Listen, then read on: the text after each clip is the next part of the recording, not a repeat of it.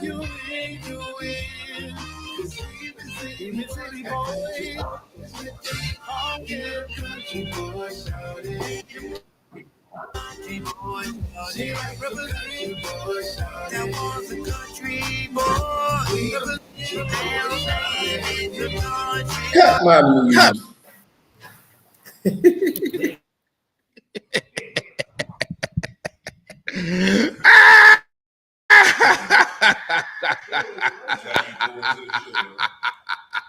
That's how straight we out the gate. That's right. Good afternoon, everyone. It is the Studio W Sports Page brought to you by J&J. I'm your man, your host, your main man, Mill. And to ride shotgun with me, as always, Mr. Kevin Hurst, Mr. Romar Smith. To my right, 5, 2. Yeah. And I'm trying to figure out where the hell this echo is coming from. Something, is there a speaker on here? Yeah, testing. Testing 1, 2, 3. The sound, I think, is coming from the speaker on this laptop. How about now? That's that. There we go. There we go. We here. Can you hear me? Yeah, man, that echo was killing me, man. I'm sorry. Don't worry, Kevin. We can still hear you. I'm gonna get your camera straight. Yeah, that's cool. That'll work. Don't worry, but Kevin is in the building. You might not see his name. Kevin freaking Harris is here, but he's right here next to me. And once we get everything in full swing, once I get these guys going, I'm gonna get his camera rolling so y'all can see his handsome self. But real talk, bro, how are you? Man, I tell you what, man, it has been a long week. I haven't had a chance to catch up on a lot of sports, but the best feeling though is, man, when you are hyped for your brother, who's had probably one of the best times of the year last night at the Jeezy concert. Man, I mean, I can't put into words, man, how excited I am to not just listen to his stories, which he will share momentarily, but the pictures, you know what they say, man, pictures worth 1,000 words. So we have a story. We have a definite story time on his part. And I cannot wait for, he told me already, you know, privately, but I'm going to let him tell the story to everybody. Yeah, but not yet. That's his week. We will let him have his week. That's what I'm saying. I'm talking about your week. Oh, my week? Hey, yes. Okay, so after that long week, right? Yeah, this is your soapbox Saturday, sir. I got you. Well, luckily, you've been asking for it to come back. Well, luckily, it's not much of a soapbox per se, but you know the old sign, I think, from Goody Mob about who's that peeping in my window. So apparently, I didn't tell you this earlier, but come to find out, man, I heard this loud boom hit the window. Then I, on my way to work one day, come to find out a dead bird, man, was on the sidewalk. So you know what they said to them? Somebody caught a body, but that wasn't the way it was intended to go. So that was part of how my week went. But like I said, the only thing I really watched was like a little bit of baseball and wrestling. But I haven't caught up as far as like contracts or anything crazy that's going on.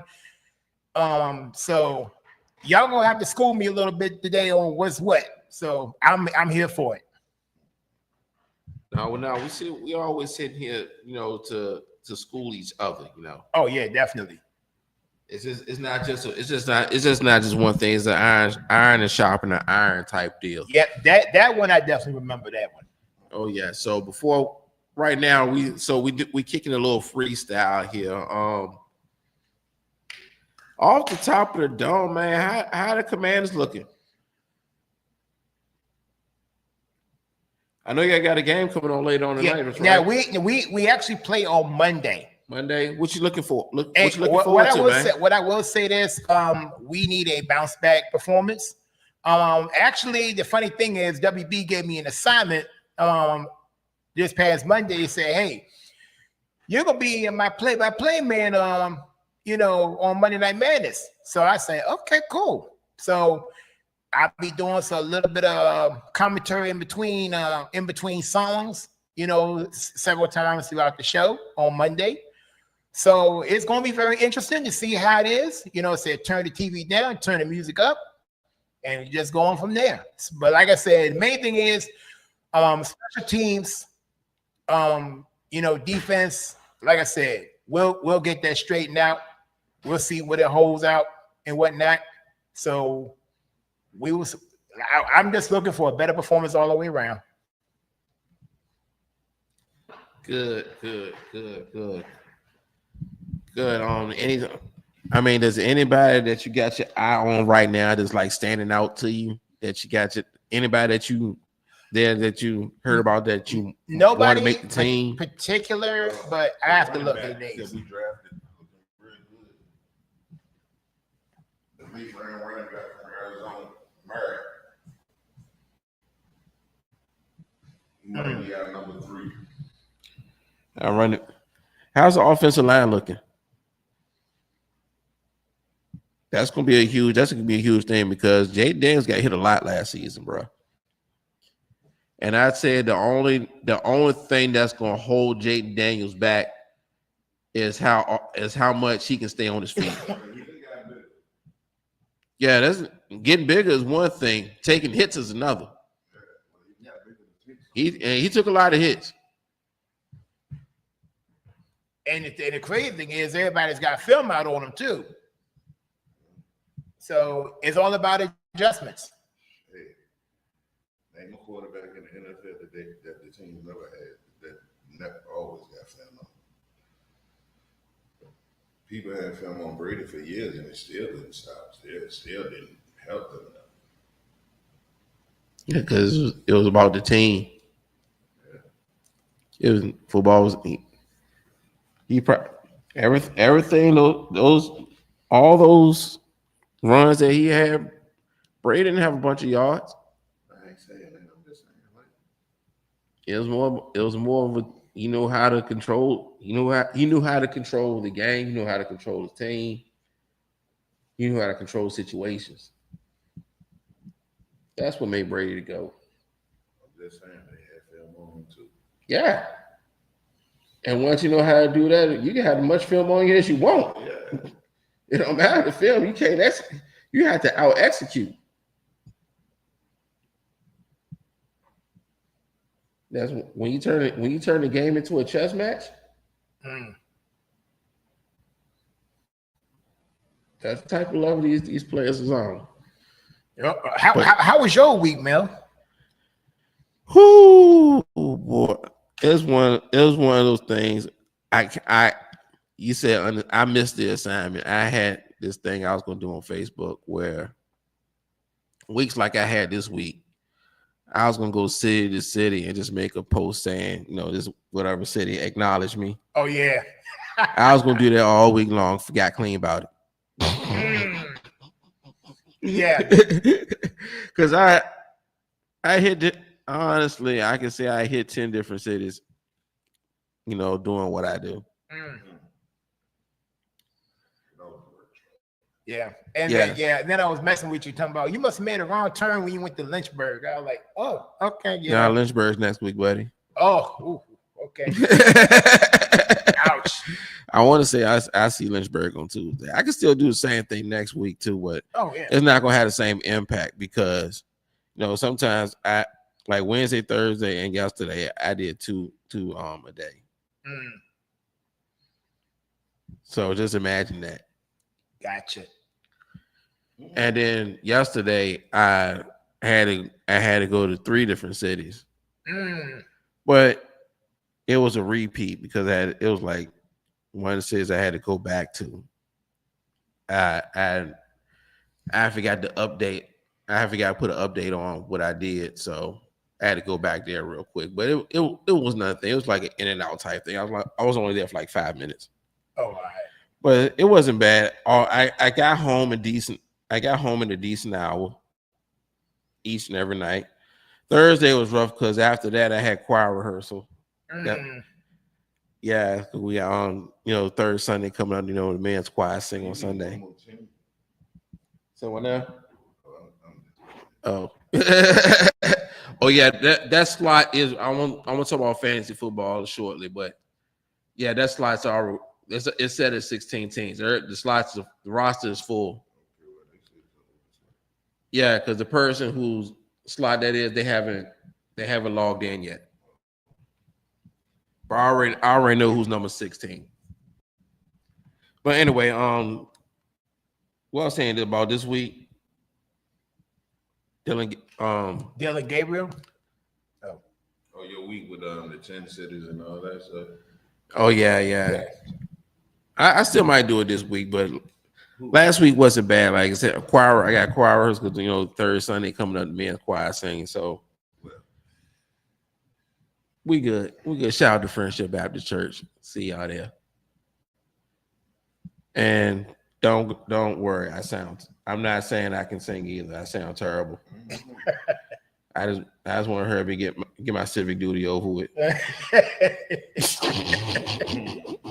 Oh man. Oh no, you're gonna be asleep. No, I'm talking about this. Oh, you can. Oh, and then here we coming in one more. We reading one more gentleman, Mr. Derek Galloway. How you doing, sir? Hey, what's going on, fellas? Can y'all hear me? Yeah. Yes, we can hear you loud and clear. Appreciate right. you joining us, sir. Yeah, no problem, man. I had to join because I just saw another interception return for a touchdown by Cleveland here. So just enjoying that. Oh yeah, I love it. How's your Saturday I love going? it. Everything's there. We watching that game also. Who cares about what happens in preseason? Yeah, I mean it was Dorian Thompson Robinson. Okay, let's. I mean, who cares? Bill did not expect much out of him. What the backups do, bro? This is not even a backup. Hey, man. I'm just riding Mill on his coattail real quick. That's all. Man. That's all. That's nothing to ride though, DG. That's the thing. All right, but check this out. I'm gonna break this down to you since we talk about the game real quick. Cornerback on the other side of Quinyon Mitchell is going to be an issue. I think we are good at safety. But that cornerback 2 slot, I don't know. We might. I thought it was gonna be Ringo. Nah, I'm not sold on Ringo. Not sold on Galloway, Ringo. come back on camera. Keep it 1,000, bro. I'm not sold on Ringo. You hear that? Hey, keep it 1,000, bro. I'm not sold on Ringo. Hey, bro. look, Ringo look like hot dookie out there. Keep it 1,000. Not sold on Ringo. Not sold on sanitation garbage. I turn like doorknobs. And the guy we just picked up via trade, Ja'Cory and Bennett, he hurt his shoulder again. Oh wow, man! He showed me some flashes, but you know what the problem is? He don't drink enough milk. Ja'Cory and Bennett did look good, but like I said, I'm just playing. Injury. I'm just looking forward to winning $100 because somebody said that y'all was gonna sweep us. Injuries, that might be a problem. So I wouldn't be surprised if we might make another splash and get another cornerback. Who? Just out of curiosity, because I missed the first half. Who's your backup to Hurts? Oh, Tanner McKee. How did he look today? Did he play? No, he didn't. He's not playing. No, that spot's already secured. He looked good. He looked good last week. So the battle of QB3, you got I call it DTLR. Yeah. And, DTL. he might be going after this week. I think he might be out of here. We can all agree he's about to be cut. He's about to go back to Cleveland. Well, he's going somewhere. He's not staying in Philly. No. Well, look. I'm not expecting it. I can tell you who else might not be in Cleveland. Who's that? Gabriel. Oh, yeah, Dylan Gabriel. He did throw that. He threw a pick six. Yeah, he threw a pick six. I heard about that. I didn't see it, but I mean, how does he look aside from that? Was he okay or? He don't look better than Shador. I mean, I put it like this, because at one point he did beat the secondary a few times with a few throws, but like I said, it was just one possession. It was soft coverage too. So take that with a grain of salt. But like I said, I didn't expect No. wasn't expecting too much out of it. So I guess a better question is, does he look like he belongs in the NFL? As a starter, no. Starter, no. He looked like the coach's son.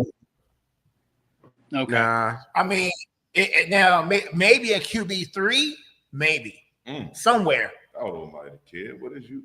I said maybe. You had some artichoke or something in your water? We're just trying to see. It's not so much about the score, but we're trying to see. I never said starter. Who can make some splashes? Who can make some plays? Wait a minute. This game is just starting in the fourth quarter, and the Eagles only have 64 yards total? Yeah. Oh, Lord. Who cares? Who cares? But I mean, don't put much stock in it per se yet, Derek. So yeah, this is the third. I mean, this only the second third game. and fourth string quarterback, fourth and fifth string running backs. Who this is? So the ones that you're seeing, they're not going. Most of them not going to make it next week. Right there. The fifth, most of them probably going to be at Starbucks or something after this week. Oh my God! Fifth string receivers. Oh, he take that to. Oh, no, he's not. He allowed to push them out the house. Is that Strong Jr.? Yep. Mm-hmm. That was a strong run by him too. Yeah, I think you guys are doing what we did last week, playing the third and fourth stringers, like we did against New England. But yeah, none of these guys. Travion Henderson gonna be their starting running back. Oh yeah, that's no question. I don't know about week one, but I see him eventually taking that job. Yes. Oh no, he's going to be there week one start. Oh, he's going to be there. I mean, that's no doubt. Agreeing with you, but I'm saying week one. I don't know about week one. He eventually going to take that job, though. He is. I agree with you on that. Who's his starting running back? I can't think of his name, but he's not garbage. He's not garbage. It's Ramondre Stevenson. Yeah. I don't know. It all depends on how healthy he gets. Great 1-2 punch. I can see a compliment. I don't see him taking that job. Well, maybe not. I mean, but you're going to need two running backs. Yeah, for sure. Literally, I don't see him taking RB1 though. Who is the Eagles' number 2 running back? Didn't y'all pick up somebody this year? Last year, Will Shipley. No. The other guy. Didn't y'all AJ Dillon played. Yeah, AJ Dillon. Yeah. We straight at running back. Yeah, Shipley gonna be number 3. Yeah. And then we got another. Then we got another one, Sindaric Powell. Oh, so y'all got 4? Yeah.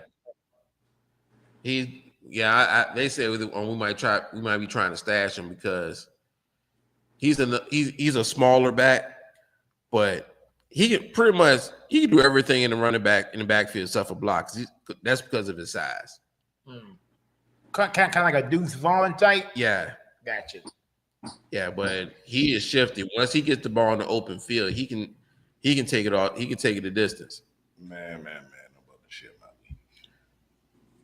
So, one thing I'll say this before I turn this over to Roma about the Cleveland Browns, and I'm so glad the schedule that we have in preseason, because last week we faced we could pretty much say the best passing attacker in the NFL, Joe Burrow and Jamar Chase. Mm-hmm. That was the start and for Ringo, because he had to check Mr. Chase. Yeah, so now this week we gotta face the best defensive player in the league, in Myles Garrett. Not in the game, but I'm talking about in practice. I heard he was humiliating your lineman in the practice. We cannot stop this man. Who can? You talking about like we can. You act like it's not every team that he faces has the same problem that y'all got. y'all should have been a better matchup for him than other teams because of who you have there. From what I heard, that does not matter. It does not matter. Yeah, I hear what you're saying. From what I heard. Bro, when you got somebody his size, that strong, that fast, I'm not disagreeing. And really pays attention to detail of what makes him good and great at what he does. Man, come on, man. That man don't do nothing. Ain't sit in the house and build Legos and watch film. And then our first round pick, Jahad Campbell, you see him sitting on the sidelines picking his brain. They had the same agent. So it's a more of an iron sharpening iron thing because I want to see all these mistakes now. This is the time we want to see all the screw ups and everything. We want to see that stuff now. Right. Yeah, absolutely. So now we know who to correct, who we can trust, who we need to have in there at certain times. It's all about adjustments on the fly. So what are you guys going to do about your guard situation? I think one of your guards got hurt this week. Is he out for a while, or is he just temporary, just out for the rest of the preseason? Yeah, he should be back by the beginning of the regular season. Oh, okay. They expect him to be back week 1. He had a they didn't even call it a tear or nothing. They say he had a meniscus issue and had surgery. So it was probably a minor tear for real. But he was already back like the day afterwards. Yeah, I saw him handing out beer and stuff. Yeah, like that was right after the surgery. So they said he should be good to go by the beginning of regular season. So figuring out the backup guard situation became more of a priority. So just in case we might have to have either Brett Toth or I forgot my guy's name, but it's not going to be Jalen Green.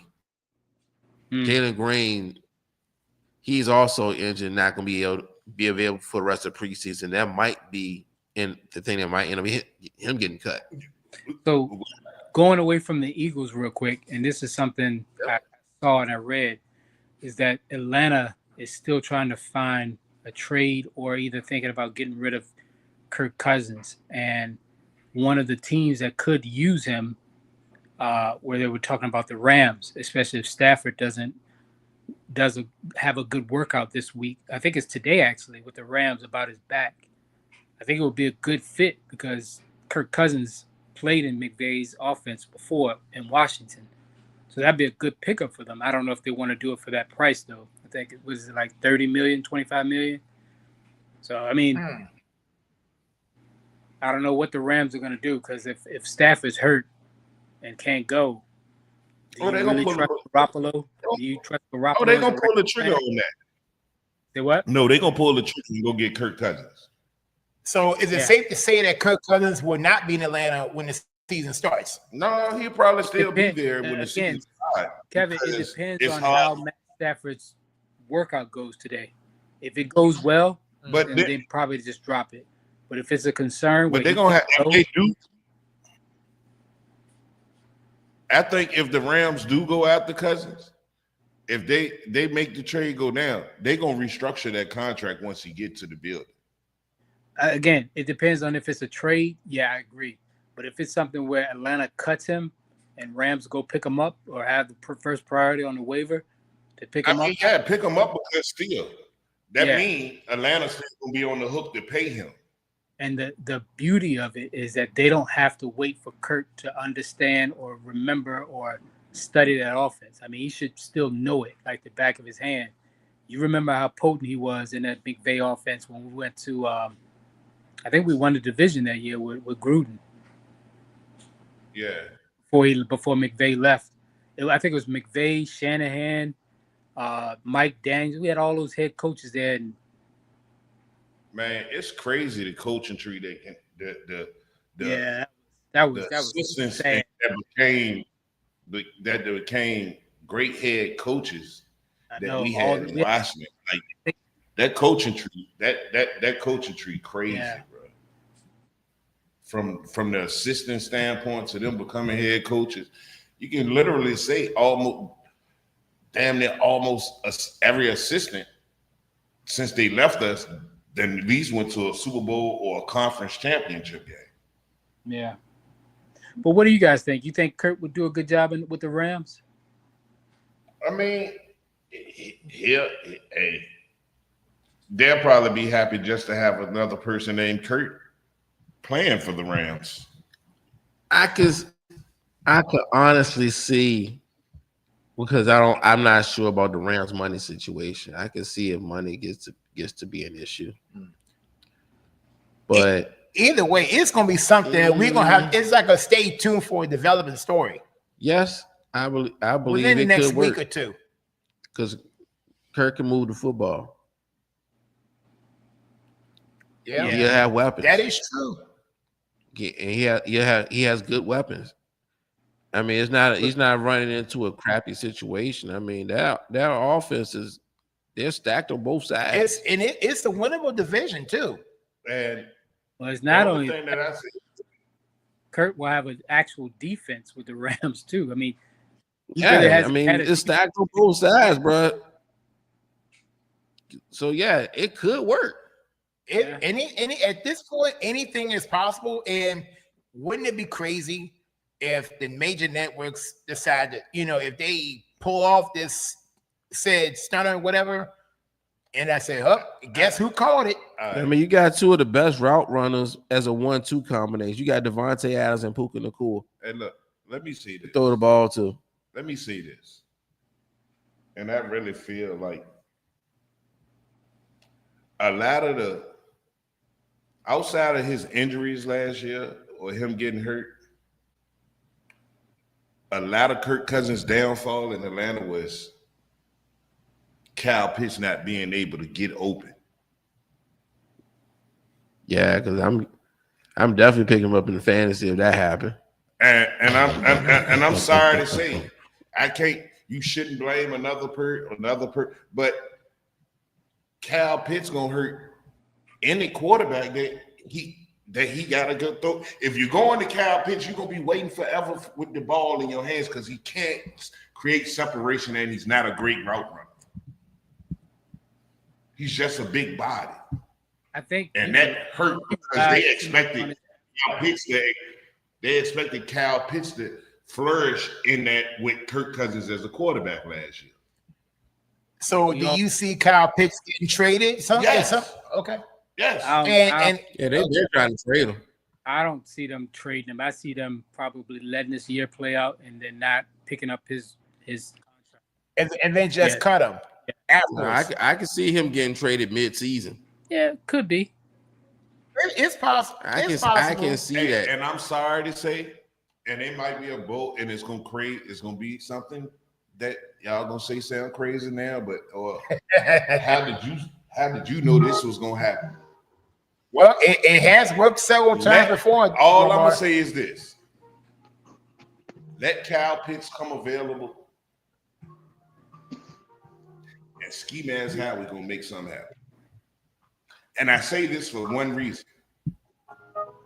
Philly has always been a great home for tight ends. I don't see that working out at all. Now, it was a trying to epic fail before. I ain't gonna say epic fail, but we already been down that road before. What? Trying to trade for Kyle Pitts. That's why I know he gonna get traded soon. Hey, we got the Boston doing Mr. Mark Daniels with us. Mark. Hey, how's it going? I had to bring Mark in before we got. What's up, Mark? Hey, how's it going? Hey, man. We got hit. Mark, we got to listen to Roma. Roma went to the Jeezy concert. We got to hear about what happened last night. All I'm gonna say is this: the city showed out. RVA showed out. What the city understood the assignment for the show last night. Oh, come on, let me cut the camera off. That's what I promise you, man. Like I'd never seen Richmond. I seen Richmond last night, especially everybody pretty much our age. But for me, it took me back. It made me reflect for real. At that time when that album dropped, I'm 25, 26 years old. I wouldn't say I was a father then, but I was being called somebody's dad. And I wasn't able to provide for them because I couldn't provide for myself until I felt my way. But just to look at what I was 20 years earlier and where I was 20 years prior to 20 years later, it's crazy because last night made me look at myself and realize that I did a lot of growing and I think I've been lucky along the way or something because like just going from at that time 20 years early when that song came out, I was really thinking about everything that he was rapping about. There was a lot of us living that lifestyle that he was rapping about. But it's so crazy though, because that my first time seeing him, it was well worth the money. And man, all I can say is my city looked good last night. We put on for that night. We put on for our city. Everybody looked good. Everybody understood the assignment, but just to think about if that when that album came out, I was a chicken with his head cut off running around up and down Brooklyn Park Boulevard, chasing money by any means for survival. I ain't have nothing on my mind but trapping. Trap star. But hey, that's how it full circle for me. Ain't nobody get to fighting. For what? Yes. For what? No, a black event, no one got to fighting. Yes. Everybody got to smoking. You smelt the good aroma in the air. Of course, it's a Jeezy concert. Hey, security had been tight up in that piece, wasn't it? What security? Security's probably smoking too. What security? That was black excellence last night.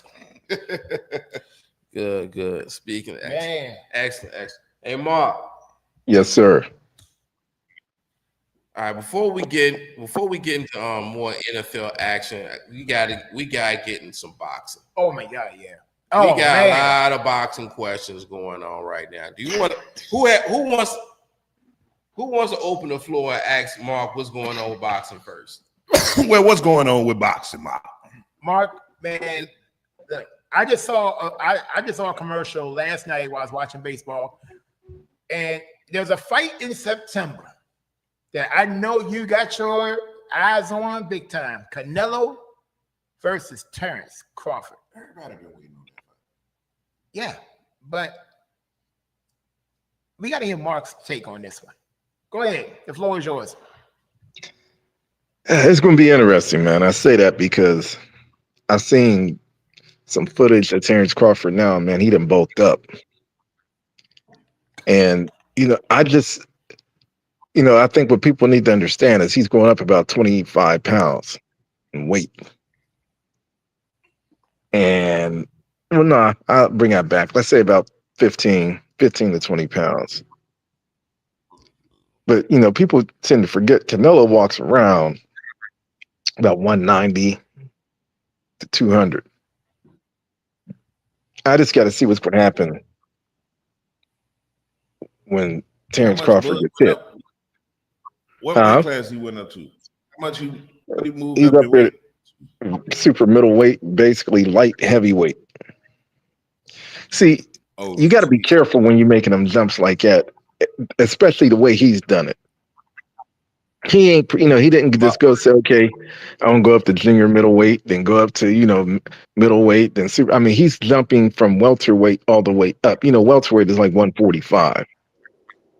We've seen this happen before. And see, I seen Roy Jones do this. Yep. He jumped up to heavyweight. He beat John Ruiz. Good, okay, whatever. He picked the right opponent, really, to fight.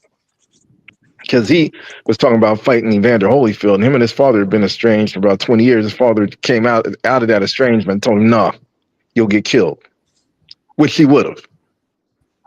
But he went up in that weight, then dropped back down to 175. All the speed that he had, all that quickness, it was gone. The same. You want the same no more. You can't play games with that weight like that. And I don't know. I got to see how he's going to react to this weight.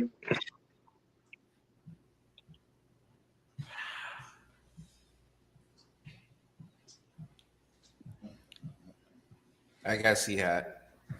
My thing is, I'm not too much concerned with him achieving moving up in weight. My problem is, well, I ain't gonna say problem is not my problem, but my question is he gonna stay that way, or is he gonna move back down to defend the rest of his titles, or is he just gonna relinquish those and stay at the weight class he's bumping up? He better go back down. I see, when you go back down, that's when you start losing stuff. Well, one thing I do know that you can't get one back. thing I do know about Canelo is he can take as much, he can take a hit, and he hit hard. So I hope Bud gonna be able to withstand them punches. I hope so too. Cause I done seen Canelo take some tough ones and like he just shrugged it off. Have we seen that from Bud? It's going to be interesting, I'm telling you, because at some point in that fight, he's going to get hit. And Canelo is going to go to the body. He's going to go to the body. So how's he going to... At some point, he's going to get hit. And at some point, he's going to get hit. So how's he going to be able to react to that? Yeah, Canelo done took some hits. He didn't take one from Benavidez. I don't think he want to take it from Benavidez either. But he took some from Bivol too, and Bivol. See, that guy could box, and see, you got to remember now. You're talking about a guy that's a normal heavyweight, and he came down. That was a bad move for Canelo. He don't want to fight that cat again. I think he's trying to after this one. He might do it now because he might now because the dude just went through back surgery. So I'm pretty sure he ain't gonna be the same. But he can't. For Bud to get in this, he can't get in there and slug with him. I can tell you now, it won't last. You know who I would like to see Canelo fight? I would really like to see Canelo fight Beterbiev. That would be a classic fight. You know what I'm talking about, Mark? Yeah, I think honestly, what will happen is that if Bud is smart, he'll just outbox him. He does not want to get inside. No. I'm talking about Canelo and Beterbiev. Well, you know what? I'll be honest with you. Everybody says that, and I'm going to be honest with you. This is one time I believed Canelo would take him out. You think so? And I'll tell you why. I'll tell you why. Let me tell you why. Okay. I seen him fight. I saw Benavidez in his last fight. No. He did not look. He didn't look that spectacular to me. Benavidez, Beterbiev, the Russian. Bitter. No.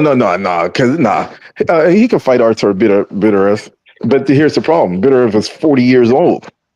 Yeah. So, and he lost. And he just lost to Dmitry Bivol. Right. So, but Bivol didn't want the rematch. No. Bivol just had back surgery. He done for the rest of the year. That's what he says, but according to the other guy, he was like, he's running from me. He's Nah, now nah, nah, no. I mean, this no. He had to, when he went and got that back surgery. Of course, better off for saying that because he knows the time is not on his side. Yeah, true. And Bivol knew. I mean, to be honest with you, he would beat him again too. So it's one of those deals where Well, right remember, he now, lost to him first.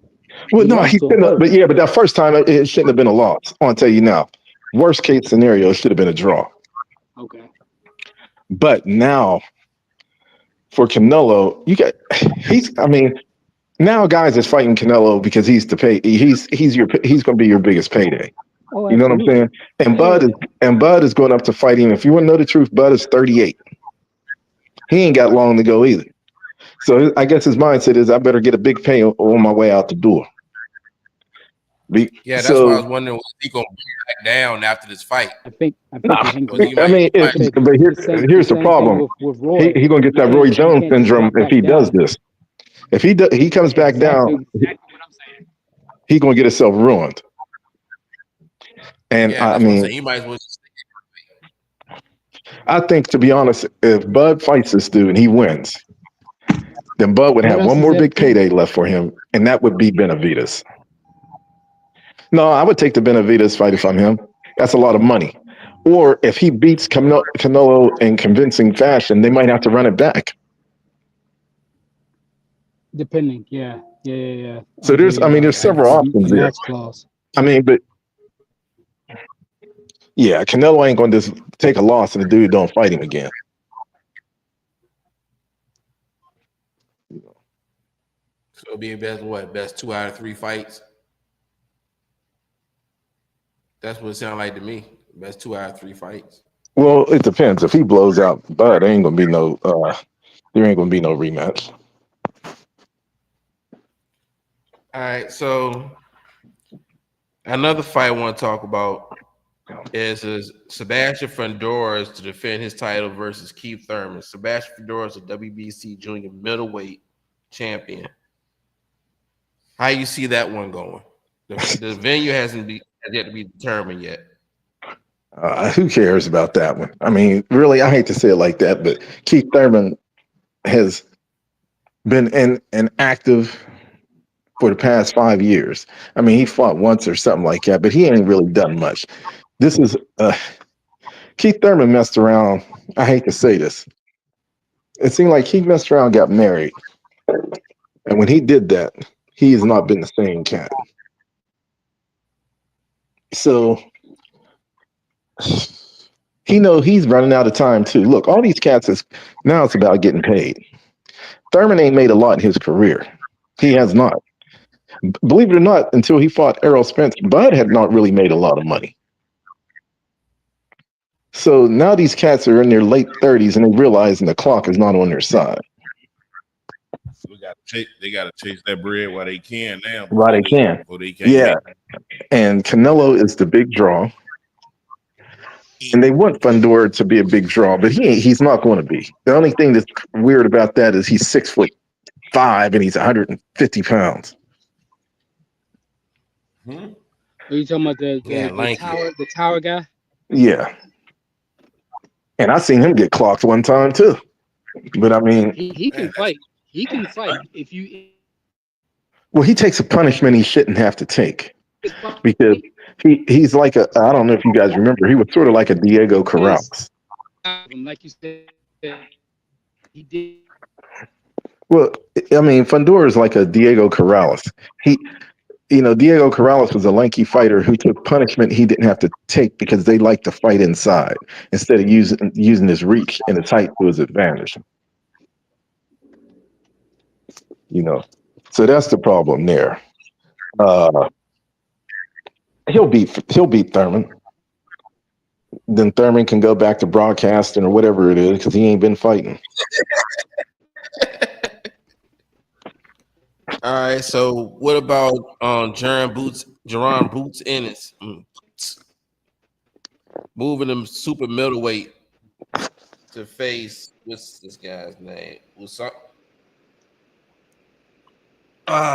Uisi Lima. Well, here's the deal. Boots taking a big step up. But the reason why he's doing that, Virgil Ortiz won't fight him. And he's got to prove himself. Because everybody, the whole problem with Boots Ennis right now is everybody's like, well, he ain't fought nobody. Neither will. Well, you got, they keep wanting to see him come back. They got Errol Spence there. Here's the problem. I don't think that dude should ever step in a ring again. Who, Earl Spence? I mean, that car accident ruined him. And then Bud Crawford just cleaned up the rest of the mess. So he really does not need to fight anymore. He needs to go. If he saved his money, I don't know if he has. Save his money and live out the rest of his life.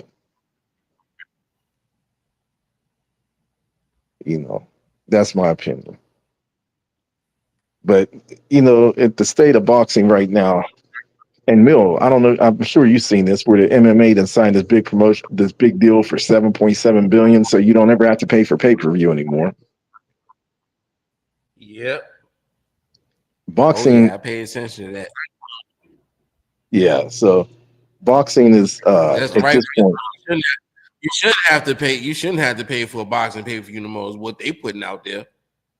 Yeah, I mean, now the Canelo, and this is going to be the big fight. Like I said, Canelo's the big payday. So there ain't no other way to put it. He's the big payday, and everybody knows it. Hell, boxing getting to a point where Jake Paul talking about fighting Anthony Joshua. I mean, when Jake Paul is the person you got to fight to make a big time money, it's getting bad. Yeah, it's getting bad. I mean, I hate to say this, but outside Canelo, Jake Paul is the biggest draw in boxing. And that's sad. I mean, he's the biggest draw in boxing. You fighting a dude that a couple years ago fought Nate Robinson. Now he's the biggest draw in the sport.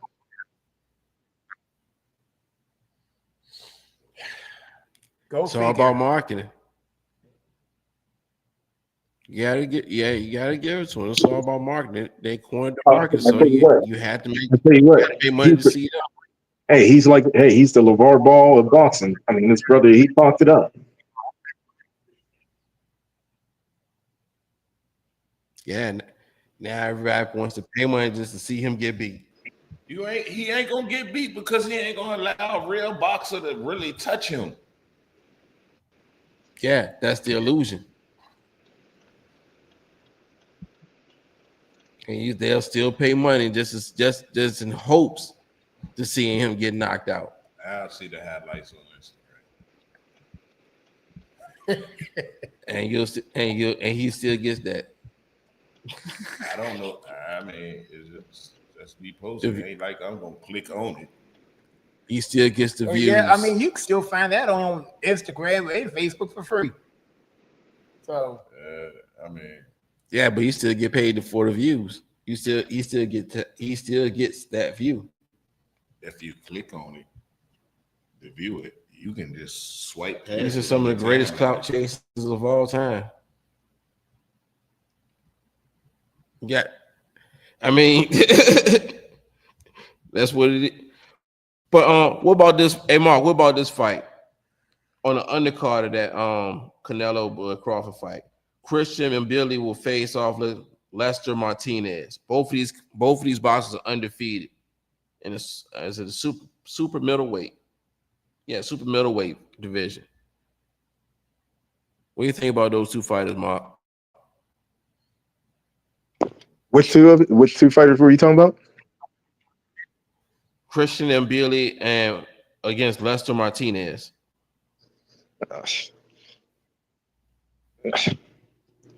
They say this Christian Billy is supposed to be, the next thing. Like I said, right now, man, it's I don't know. I don't know. It's just different. I mean, I know tonight I'm looking at this thing, and you know this Mill probably better than me. This fight tonight, MMA. I look for this dude Duplessis to actually lose. Hold on, let me get to the MMA. Let me get to the MMA part of it. Yeah, that guy is fighting pretty good. Oh, this is the middleweight champion. Yeah. Yeah, Duplessis. Well, yeah, but anytime they fight those guys with them beards, man, them dudes that wear them beards, they don't lose. The Russian guys. Yeah. And he's 14-0. I don't. Is he part of that camp? Yeah. Oh yeah, Duplessis coming off that belt. They just gonna wrestle him to the ground and maul him to death. That's what's gonna end up happening. They're just gonna wrestle him to the ground and maul. Them cats that wear them beards, they don't lose. They not.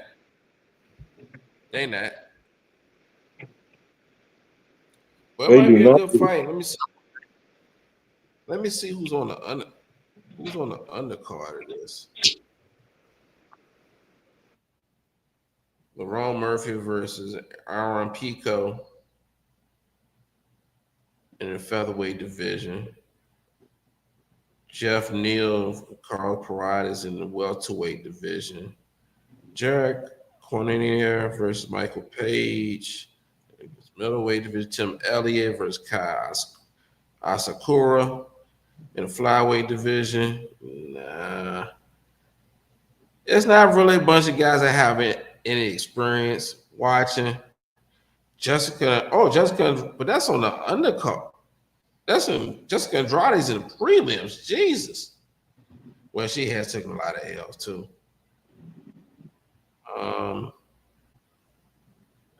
Other than that, it's not a whole lot of people that I know. But it's the UFC. It's like, you never know. Each fight, each one of these has potential to be spectacular.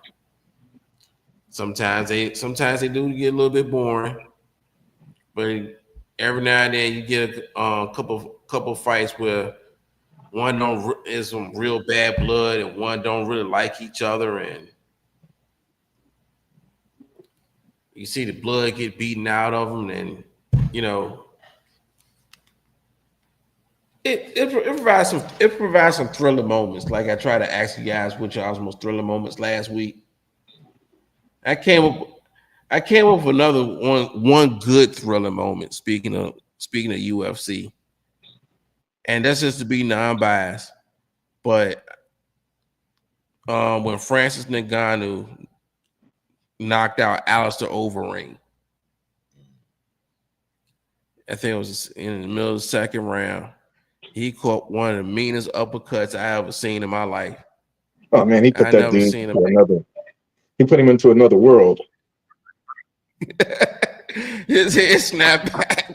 Oh my! Woo! But then I saw Anthony Joshua knock out Francis Ngannou. Yeah, that was cold too. That was cold too. Cause that right hook that Anthony Joshua put on him, that looked like that would have broke cinder blocks. And because Ngannou fell like a ton of bricks right after that. Him did. And what's some other good ones? No, I'll tell you another one that caught me off guard. I tell you, remember the first time that Leon Edwards fought Kamaru Usman? And I said, well. Oh, right. Yeah. Oh, that kick to the head. And oh my God. When Rocky Edwards knocked out Kamaru Usman, that was one hit a quitter. Like another good one was when Holly Holm knocked out Ronda Rousey. Yeah, I was gonna say that one too. Yeah.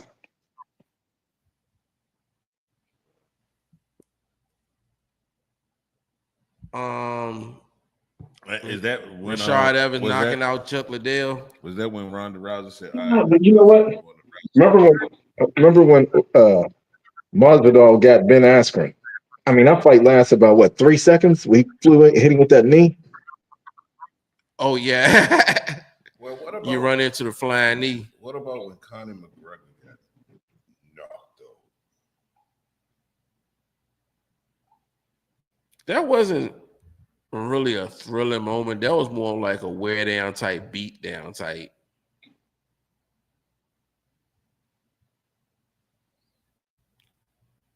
You know, there was some ground pound and punishment after the initial knockdown and takedown. So yeah, thrilling, but it's not like you catch one good shot on somebody and they just fall. You know what I'm saying? Hey, Aunt Emma, love you.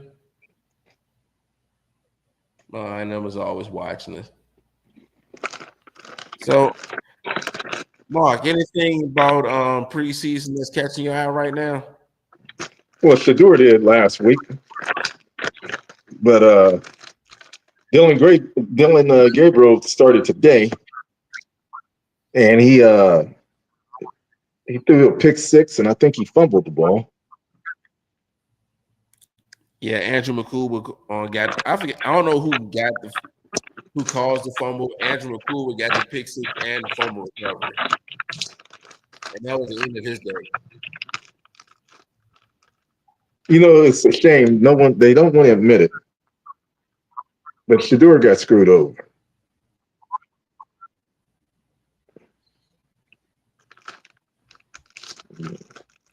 Yeah, we all see that. We all see that. Now they kind of paying the price, and I like it.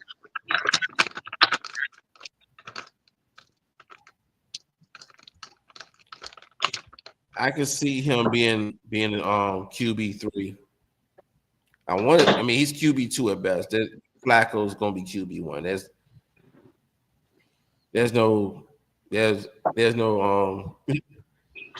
At least it's what I'm hoping for. Is the key word QB2. It all depends on the injuries, behind it. And Kenny Pickett's getting cut. Yeah, you haven't seen nothing out of him so far. I can see Kenny Pickett getting cut and probably Stu Huntley getting cut. Yeah, I see Huntley. Yeah. Kenny Pickett hasn't made it on the field, and Stu Huntley has been on the field and still ain't showing nothing. They showing about the same amount. So one team I am got my eye on is Baltimore. All right, let's do this. I saw this on NFL. Nah, I got this idea off the radio too. Shout out to ESPN. Each room, we're gonna go through each position: QB, running backs, tight ends. We're gonna go down the list. You guys give me which team has the best one, and then we're gonna go and see which ones we kind of suspect. Like the QB room. Mm-hmm. Who do you think has the best QB room in the league? And this is just from Baltimore, right? No. Oh. Who has the best QB room in the league, in your opinion? Right now, I would say Cincinnati. Yes. I'd say Cincinnati.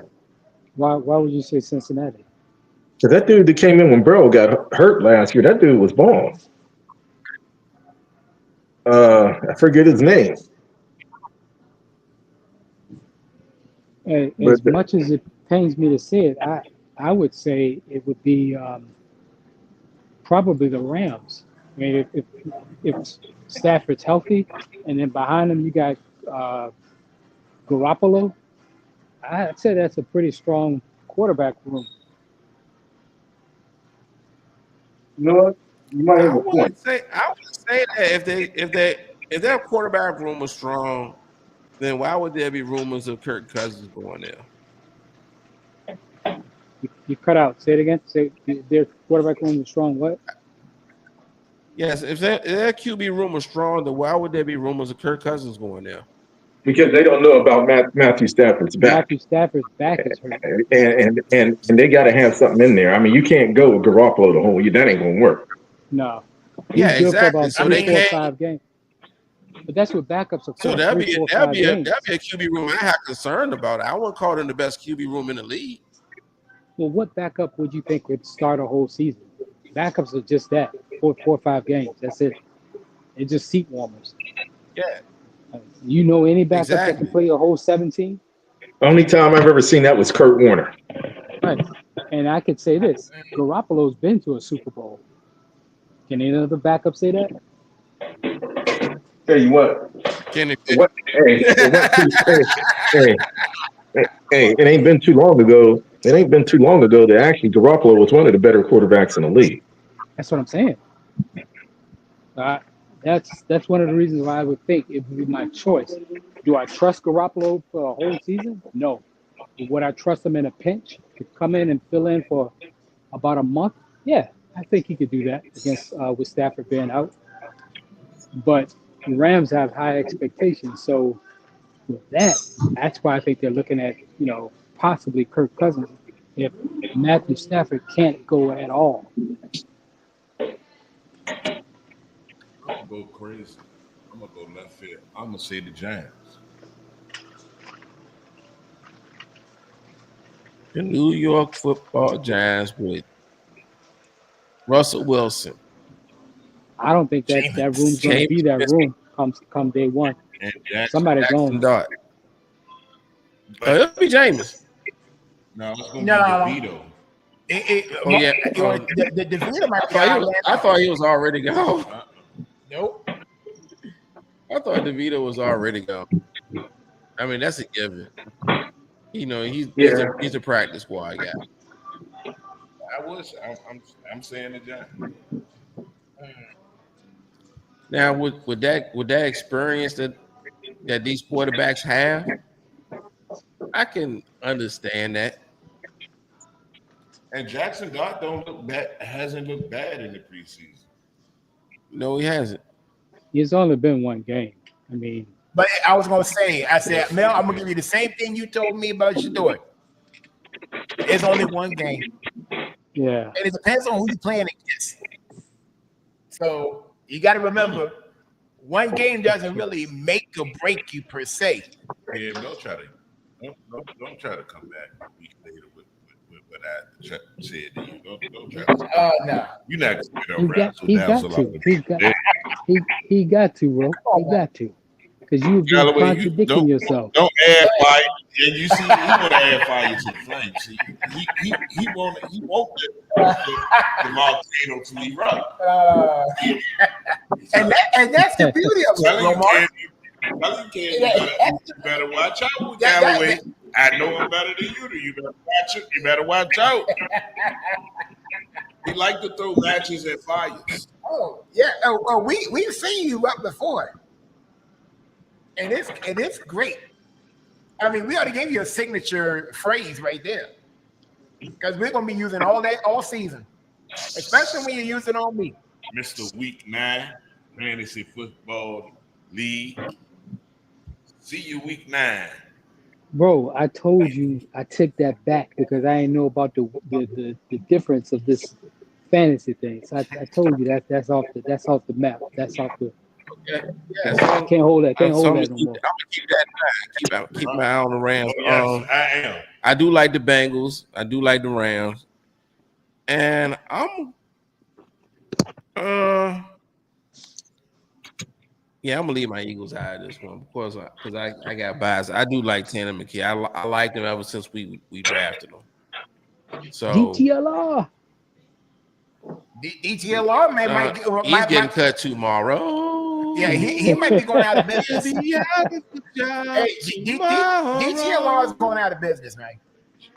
He'll be somewhere, but he ain't gonna be in Philly. Yeah. That much I think we can all agree on. Or yeah. Well, hey, you gotta remember, Kansas City got a pretty decent backup too. Who? Oh yeah, they got Minshew. Yeah, he's good. I'll tell you what, he's good for a couple games. Yeah, and Not that's a whole exactly what he's season. supposed to be for. That's exactly what backups are for. Give you a good month, maybe 3 weeks. Man, he done ran out of all that Minshew magic. He was actually balling for a couple of weeks last year. A little something left. Yeah, trust me. You on the organic app? Shit. Sorry about that. Trying to find this. This stuff. Daggone dog got worms. I'm over here at Petco. You said the dog. You got a dog, brother? Yeah, Derek got a dog, man. What kind of dog, Derek? My nephew got a German Shepherd / Doberman. Oh yeah. Oh my goodness. Woo. Make sure you get to know him. Yeah. He one of those dogs that came from like an abused family, so he kind of shy. He ain't He 2 years crazy. old. No, he shy, man. Oh yeah, he crazy. But I'm just trying to tell you, make sure you get to know him and he get to know you, because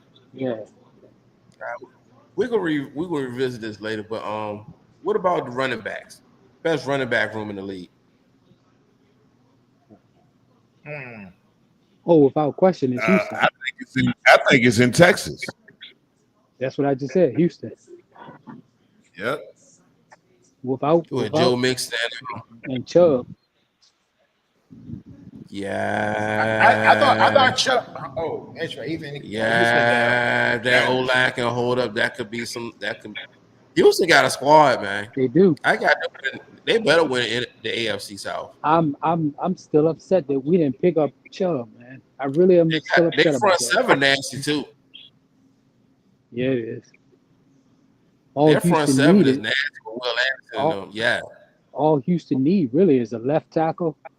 I think they need a center and a backup quarterback and a tight end. No, they got a tight end. They took Dallas tight end. Yeah, Houston loaded. No, they got. Oh, Dalton Schultz. Yeah, he took him. Skill players. All right. Now to answer your question, Mel, I'm gonna go on left field and say the Lions. That's not left field. That's Sonic. That's a good call. That's a good call, Kevin. Sonic and Knuckles, right? Yeah. Yeah, that's a good call. That's a good combination. Yeah, I mean, I'm surprised. Yeah. So yeah, I'm gonna go with the Lions on this one. You got Montgomery and Jamil Gibbs. Yeah, Sonic and Knuckles, they problems. And both of them, like both of them can have two running backs with 1,000-yard seasons.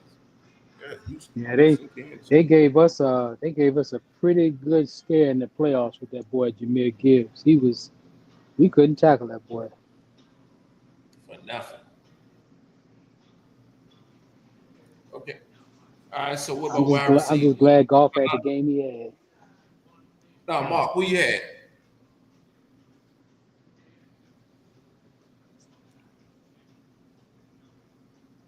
Mark. Mark must be. Well, we're gonna. I'm with the Lions on that one. Yeah, Sonic and Knuckles. I like Sonic and Knuckles because this is not just one running back. It's the 1-2 combination. So yeah, going there. I like the Detroit Lions also. I can go along with that. Another one I gotta say is the Ravens. I thought about that too. Who they got? With King Henry. And but who's the backup though? I have to look it up, but they got a nice little backfield too. I forget the dude. Running backs. All their running backs went to San Diego, didn't it? All three of them. Gus and the other dude and the other dude. Didn't they all go to San Diego? Yeah, Gus Edwards. Yeah, but they got they got another one. Oh, okay. I gotta look it up right now. Look at his name. They let him go for a reason. Oh yeah, I think one of them kept getting hurt. Justice Hill. Yeah.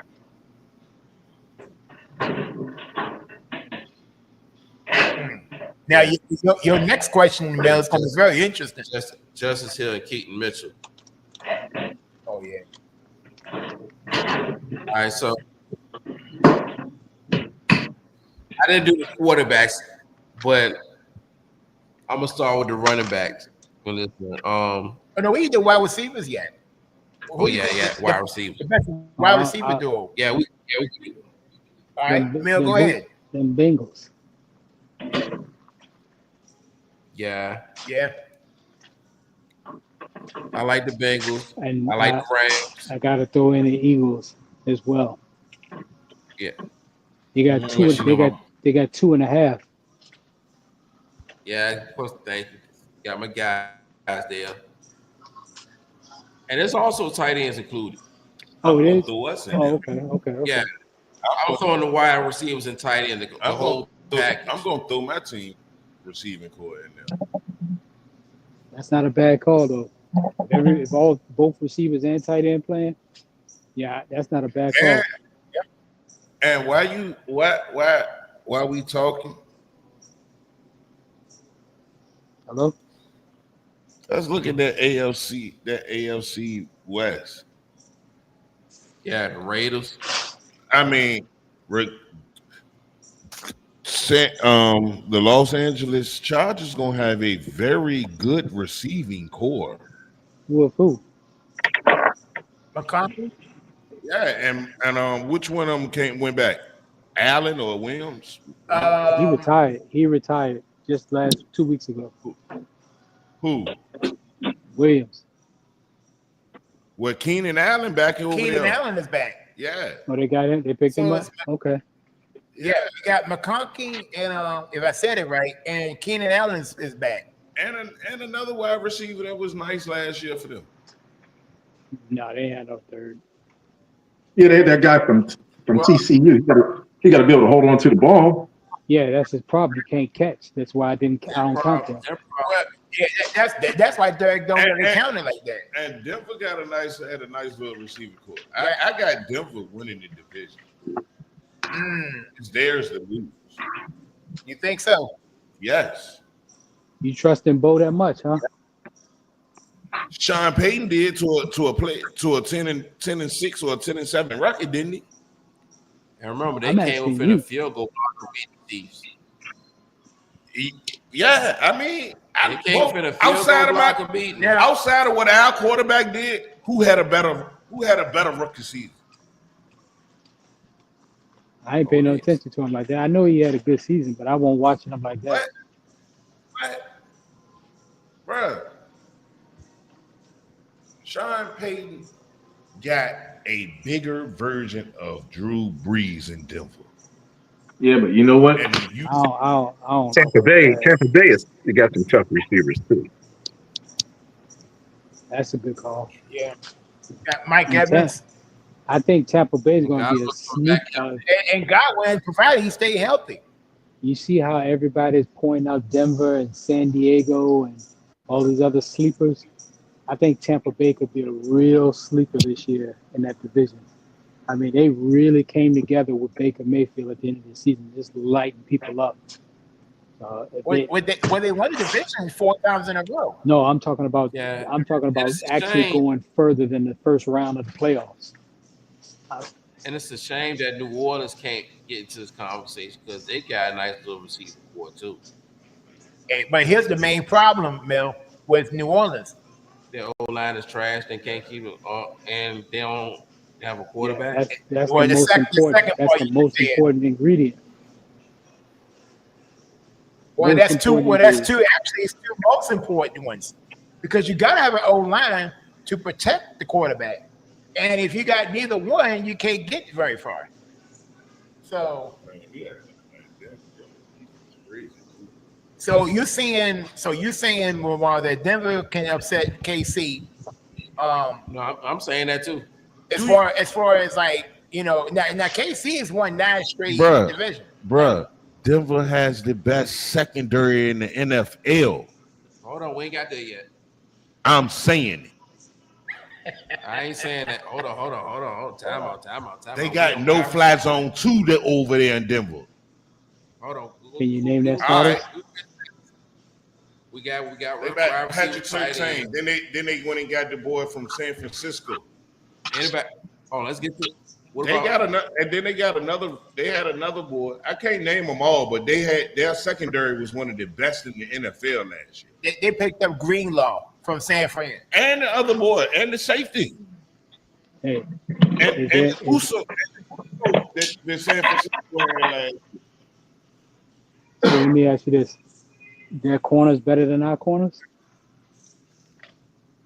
Bro, Denver corners were top 5 and their pass defense was top I'm not 5 talking in the about league. last year. I'm not talking about last year. saying, yeah, come on, Derek. Yeah, they are. No, I don't know if they blowing us out like they that. are. I don't think so. Bro. They are, even though we beat them, but they are.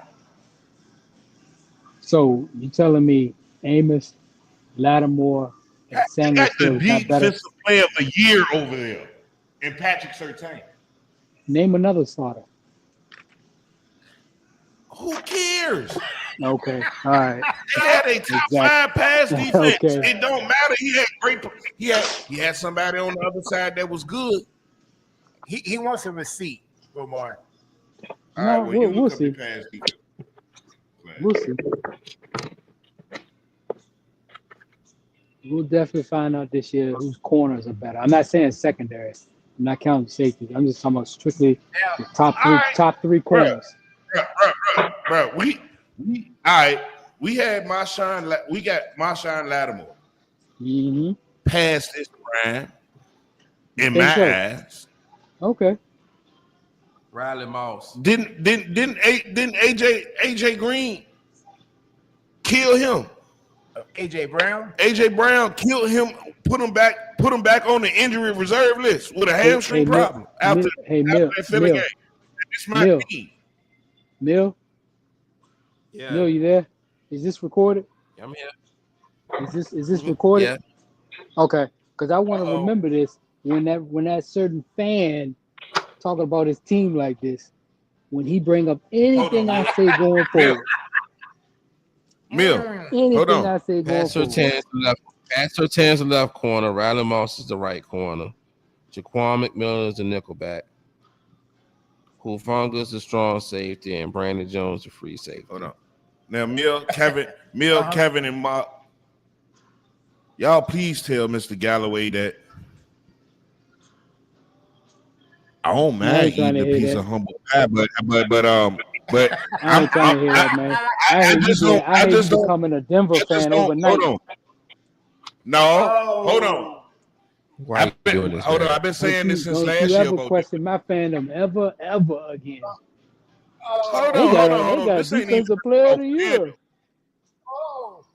He asked me if I think Denver secondary or corners was better than ours. Yes, in my opinion, yes. You couldn't name but one.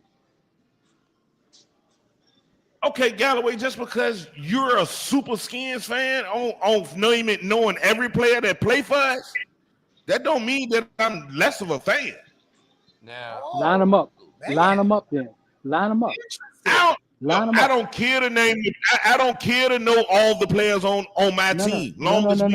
I'm not saying that. What I'm saying is, if you line them up, player for player, cornerback 1, 2, and 3, you telling me that Denver's top 3 cornerbacks is better than Washington? Is that what you're telling me?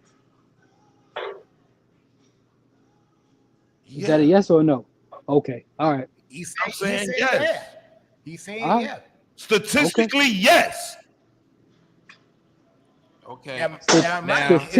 Statistically, Washington was the number 2 secondary in the league last year. If you really want to be specific, sir.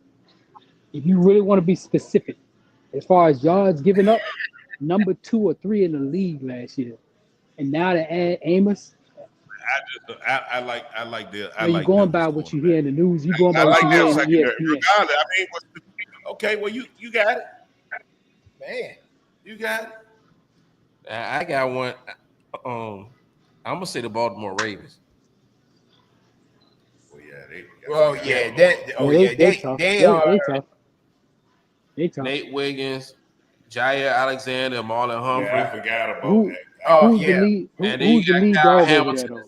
Mill, who's the Hamilton. no corner? Who's the Humphrey. who's the lead corner over there?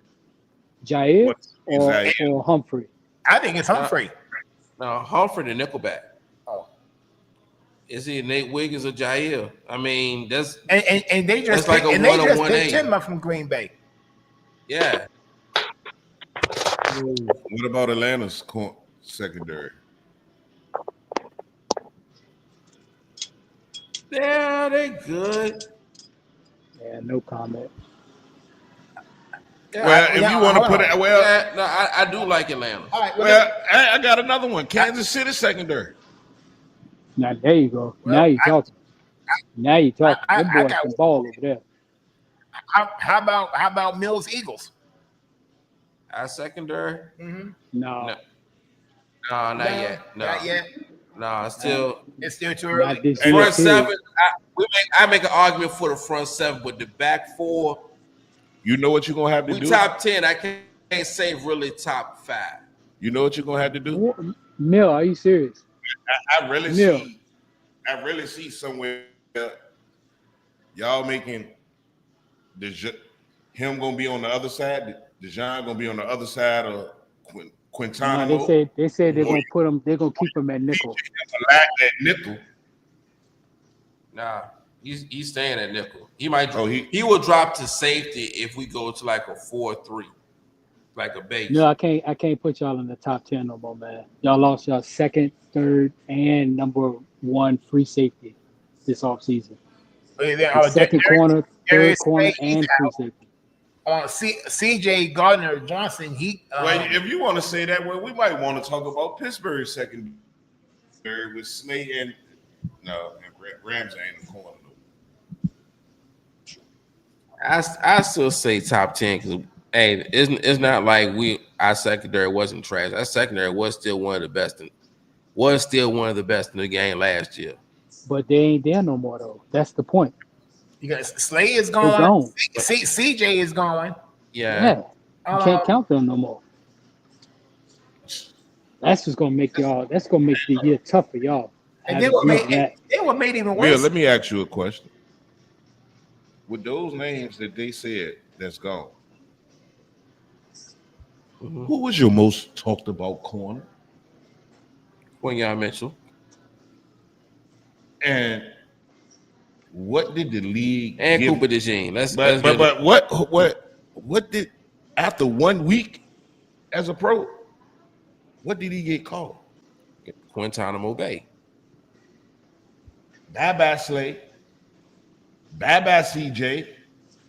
I got two young dogs, and they proven already. Hey, that's fine and dandy, but we talking about top 3 corners. They only got one corner. Yeah. That's why I said I'm not throwing my Eagles as the best quarterback, the best secondary. So Derek, who the best? I still put them in the top 10. Who our best corner? Right now, Marshawn. Last year he played on one leg. Now he coming back healthy. It's gonna be a different animal. You'll see the old Marshawn. How old is Marshawn Lattimore? Say what? How old is Marshawn Lattimore? 28, 29, something like that. Ancient now. Nah, You man. sure? I thought he was on the wrong side of 30. No. Marshawn? You gotta be 28, 29, something like that. Right. I don't know. All right, down Mill. To answer your question on the secondary, I got the Texans. Yeah, Derek Stingley and them boys. Sting, just the last name alone can cause problems. Stingley, yeah. Derek That boy's Stingley a and the beast. boys. I like that. Yep. All right, so cover that. I think we cover. What about the front 7? We did secondary. Best. And I'm just going to say my Eagles. Oh, to answer your other question, For the Bill, front seven, yeah. Marshawn Lattimore was 29. Yeah, okay. He's up there. Yeah, he's getting up there. All right. Front seven, you say, right? Wait. Getting up there. How old is Darius Slay? Darius Slay like 33, 34. Okay, then. That means you got a couple more years. I mean, he ain't at the end of the rope. Brother, he got one more. Darius Slay is 34. Slay makes plays. He's at the age right now. He's just gonna make plays every now and then. He's not gonna. But he was your starter last year, right? Yeah. Okay, that's what I'm saying. Just because you're 29 don't mean it's the end of the road. I understand that you love Lattimore. They wouldn't throw to his side. I understand that you love Lattimore, but there have been times he's been getting cooked. Yeah. Marshawn Lattimore, I understand how you. No, I'm talking about Slay. Slay got cooked plenty of time. Hey, and Marshawn Lattimore was right behind him because Mike Evans made that man look like country fried chicken every time he see him. All right. But what I'm saying though, and you keep forgetting this, the dude was playing on one leg. Hey, hold on, Derek. Hold on. He said he was playing on one leg. Let's not forget that man seen him for years playing for the Saints, and the same thing happened. I don't know about that. I don't know about all that. We cannot throw injuries as a part of this because they was healthy enough to go out there playing and collect that check. Mike Evans always ate on Marshawn. Everybody play hurt. We cannot use injuries as an excuse. If there was no injuries on the table, you play to produce. You play to win the game. No injuries, and Marshawn Lattimore had to line up against Mike Evans down for down. Mike Evans gonna kill him. You don't watch football, then. You don't watch football. I can tell that right now. There've been plenty of times he done locked Mike Evans up so bad Mike want to fight him. So don't do that, dude. Yeah. Oh, it was very, very heated. I'm gonna do it. But back then, when it was a very heated rivalry between them two. He would lock Mike Evans up so bad that Mike would want to fight him. And that was we're gonna finally see if Marshawn worth the money. Then say that then. Then say that. Then say that. Are you having doubts? Romar, are you having doubts about him? He in the games. I like that. In the games that he did play, he didn't show me enough for me not to have him. So who else you got doubts about? Nobody else. I love Samuel, whatever. I think he our best corner. Mike Sarenstill. Yeah. I'm talking about the rest of the league. We segue into another game. All right. Who we suspect about? Jalen Ramsey. Yeah. You talk about somebody that fell off. Yeah, he's up in age too. He going off name alone. Yeah. Yeah. That is a good call. And I'm about to go with. I'm gonna say Travis Hunter too. He ain't played a down yet. What do you mean? He got a lot to prove because he's gonna be the first two-way player. And matter of fact, I think he's sitting out today. He's not playing in it. Probably because Joey Lawrence throwing medicine balls to him. Getting hit across the middle. Did y'all see that last week? Hey, look. Oh, you talking about Trevor? All I'm gonna say is this. I said Joey Lawrence on purpose. He said that he wanted to be the first two-way player, right? So that target is on your own back because you put it there. So if you had, I'm calling a suspect. I'm calling him suspect right now. And he hasn't. It's too much of a. I was gonna say, it's not lack of talent, but too much of a workload he's asking for. I don't think he's ready for it. I think y'all are thinking he's gonna play the same snaps he did at Colorado. That's not going to be the case. I'm not saying that. No. But I'm telling you, you put a target on your back. Well, okay. He's still at the end of the day, he's still got to learn twice as much as the average football player. He did that in college and high school. Pros we lost Galway. Galway be back. He'll back. Totally different animal. Yeah, totally different animals. Yeah. So I was gonna hold off on that. I mean, you may be right, Lamar. Down the line, But I don't know. I say we All gotta right, see. I put it like this: All right, what you got? if it doesn't work out and he ain't successful, Then, playing both ways at the end of this year, uh-huh. he's going to only be one. He's just going to be a positional player going into year 2, and he going to have to decide on which position he's going to want to play. That's fair. I respect and that. knowing him, the way he loves money, he's going to want to play. I dropped out. What happened? He's going to want to be a prima donna wideout. Because if he doesn't succeed playing both ways this year, going into year 2, look. What is he better at? Is he better at playing corner or better at playing receiver? I guess that's the question. The main thing is all eyes are going to be on him, probably more than almost anybody on in the league. But what I'm saying though is, if this year's a failure, what's better for him going forward? Playing corner or playing receiver? But see, I like the way I'm peeping what he's doing. Because regardless of if he doesn't succeed at wide out or at corner, long as he played good enough around the time for it's time for him to re-up on a contract, the market gonna be reset at either position. So really, all he has to do is flourish at one. Well, yeah. Yeah, but wouldn't it be beneficial for him to flourish at 2, and then he could reset it the way? He's not going to be able to, because they're not going to give him top cornerback and top wide receiver money.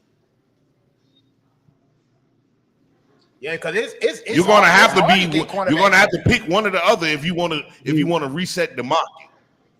What I'm saying to you is, you thinking of they it. Have it both ways when it comes. Listen to what I'm saying. You thinking of it from a standpoint of a position. He's playing positionless football, meaning when they give him that contract or re him up after the rookie, it's going to be paid as an athlete, not as a position. That's what I think he's doing. And that's where you may see more athletes come this way and start doing that as well, if they can. No, but that's the way he's going to set it as an athlete. The NFL going to put a halt on it in a minute. We'll see. That's why they play the games, bro. Well, I'm telling you now, I don't think that he can. I don't think he's gonna last a whole 17 games playing both ways. I mean, it ain't like he playing with the Ravens and the Steelers and the Bengals division.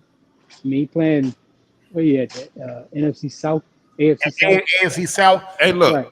Which that's actually up for grabs. All I'm gonna say is this. Yeah, you played against some different type of talent in college, but Ashton Genty. These grown men that he's dealing with. Ashton Genty just stiff arm some dude to the ground. Hey, ladies and gentlemen, we got bonus coverage here. All right, so as on the replay, Ashton Gentry, he just pushed the San Francisco defense. Yeah, got good block. So safety stood no chance. Look, it's gonna be a lot. The rookie class is what we're gonna be eyeing on a lot and paying attention to.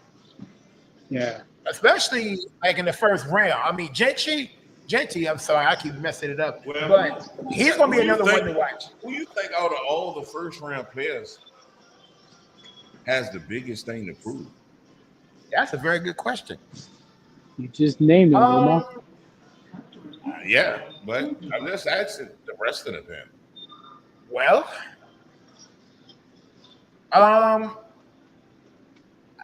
it would be Ashton Genty.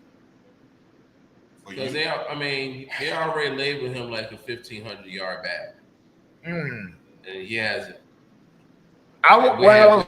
The regular season, preseason. Well, you said Travis would be the one person you would pick. Yeah. All right. And you said okay. I said Travis as well.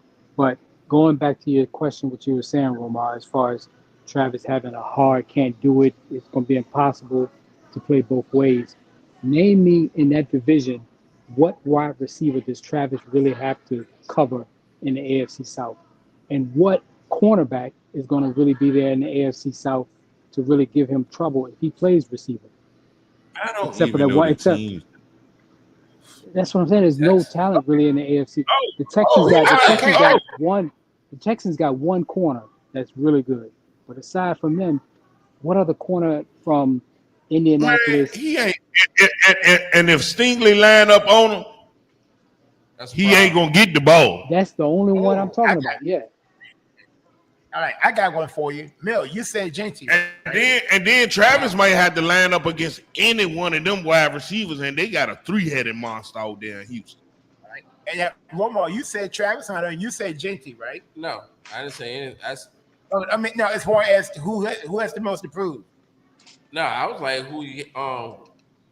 he just went to Jackson Hunter. I mean, Travis Hunter. But I was talking about as far as positions.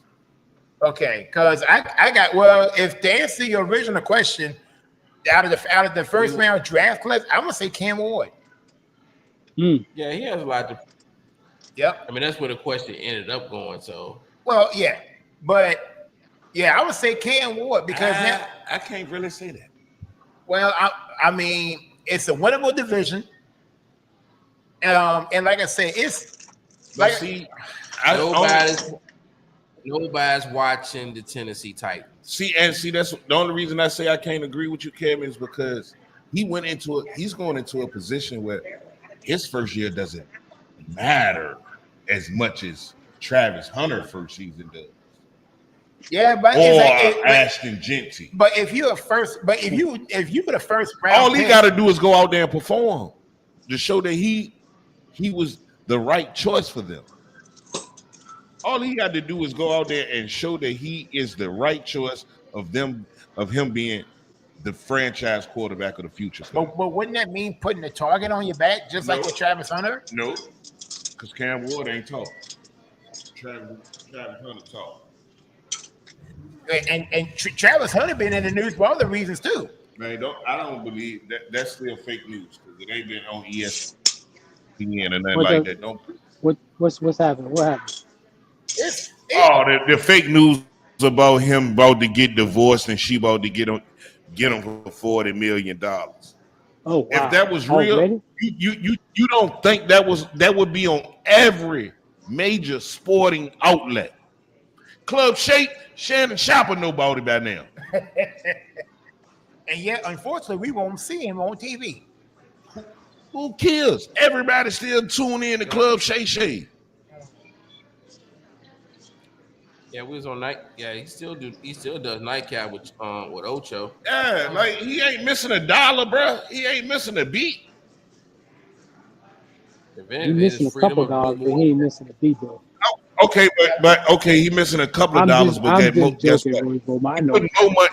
He putting more money in his own pocket right now. Yeah, but like I said, he could add more, way more. With if he wasn't messing around. Okay, pretty much. All right. Notice. Like all right, but hold on. You notice how crazy it is. He was still ESPN was still paying him until he settled the lawsuit. Yeah. Why you hitting me? Cause that's crazy. You gonna fire me because I just went on and said, all right. That don't prove that I'm guilty of anything. I just don't want to keep on dragging on this process of legal matters. Yeah, so if you take that route, we can't trust your judgment. They did Paul Pierce the same way. That don't mean that's not saying I'm guilty of anything. But they ain't saying you're innocent either. But sitting there dragging it along in the long run, that's the same amount of money that it might cost me in legal fees.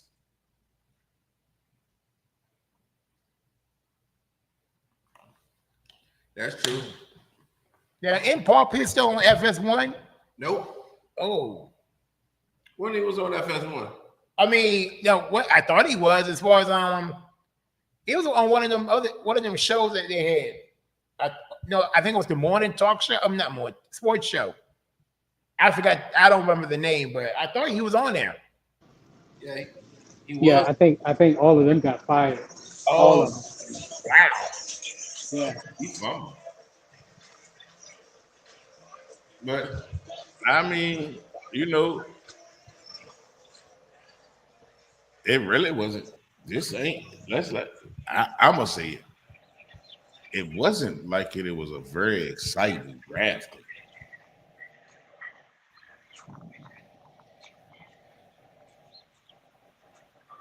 It was exciting for the Eagles because Jahad Campbell looks spectacular. Angela McCougar looks spectacular. I mean, man, look, man. I don't know. I don't know what you've been saying. Man, come on, man. Just because you had a lot of picks, man, come on, man. You got lucky. How we? Come on, man. Let's not act like you was calling me and like I just hope he falls to us. Yeah. So you can say that. I just want to see why you say that. I mean, the draft was not exciting. Yeah, it was just. I thought it was pretty decent to me. Both of y'all was eating crackers and cheese. Oh my God! And having a marvelous time. Yeah. All right, so that's guys you're worried about. We got 20 more minutes left in the podcast, so I want to switch something up real quick. We're gonna go to the W. Yeah. What y'all right now? I'm gonna give you the stands right now. The Minnesota Lynx are the best in the league. They're the only team in there that does not have double-digit losses. Followed by the Atlanta Dream. What? The Atlanta Dream number 2? Yep. What? They was the worst team in the league last year. Now they got the second. They got the second best record. And it's the top 8 teams throughout the league that get to the playoffs. Period. Name the top 8. I'm going back and forth between Minnesota, Atlanta, New York Liberty, Phoenix Mercury. That's the top 4. Vegas 5, I bet. Yeah. Indiana 6. The Golden State Valkyries. What? 1, 2, 3, 4, 5, 6. The expansion team number 6. Yep, the Golden State Valkyries number 6. Indiana 7, and Seattle Storm is 8. That's crazy. And the Chicago Sky is 8-25. Yeah, they're and the Connecticut Sun. Let me say that again. 8-25. Hey, Drill. With Angel Reese. Well, Angel Reese is not playing. She hasn't played in a while. I think she's missed a good handful of games. And she don't got no talent around her either. None. I mean, it's like they made her look so bad in the clips that I've seen on social media. Yeah, every time she shows those clips, next thing you know, she's not playing. It's almost like they like trashing her so bad. Hey, look, don't talk bad about her. Shaq might find out show and beat us up. Beat y'all up. I ain't gonna be around. I'm not the one talking about it. Oh, geez. I'm gonna be sick. Kevin the one brought it up. There you go. So, Kev, you got to go buy a pair of Shaq Diesels from Walmart. Oh, there you go. Nah, just go to Papa John's, buy a couple of pizzas. That's all. Kev, just go to Amazon. The pizza's won't be a problem. And order his single with the food Snickers. Yeah.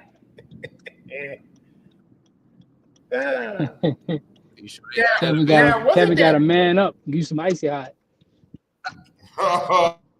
Hey, listen. Hey, you gotta buy a Papa John's Shakaroni. Hey, listen. Icy hot has been my best friend for a minute. No, it didn't. No. I'm saying like when you've been having when your body hurts, icy hot is crucial. Whoa. Yeah. That nigga say he get an icy hot and a shakaroni. Did he say icy hot is crucial in the clutch? Hey, What did you say? For my back. Okay. And He my said job. he said all he need is a icy hot and a shakaroni. Oh man. Look, And my the train of thought. and the Shazam DVD. Oh Lord. Yeah, see, look, you going back 30 years on this bad boy. Oh, you terrible. Now, Mel, now there was a fight, I believe, some sort of scrum early in the week. I think the Connecticut Sun was involved. Was it the Sun and the Sky? The two worst teams in the W.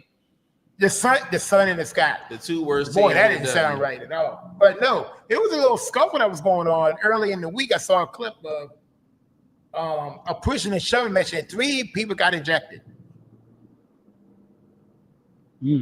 So that turned. Oh, the other question is, what is up with sex toys being thrown on the court? No, I mean, and I'm not making this up. Hey, I know. There's a story it's going. Very disrespectful. There's a story that's going around. You got dildos being thrown on the court. It's very disrespectful. Come on, man. But you know where that come from, and I'm sorry to say it. Distasteful acts like that come from one color people, and it ain't okay. So they caught one of the boys. Yeah, they caught him. And what was it? Gay. No. What happened?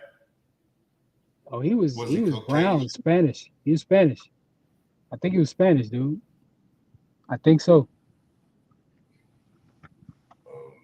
No, he wasn't black, if that's what you want to say. That's the point you was getting at. He was not black.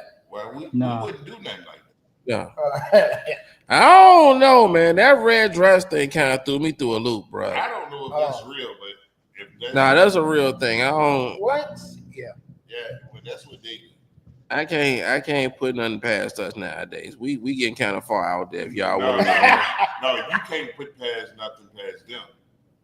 However, you can't do it against anybody these days. Like Yeah, that was super disrespectful. But I think they're gonna. He's like 17 and 18 years old. They're gonna charge him as an adult. You ain't. No, we talking about. You ain't hear about all the what? The straight men that was with the funny men in New Orleans wearing red sundresses and running hold on and running around the French Quarter. What are we talking about here?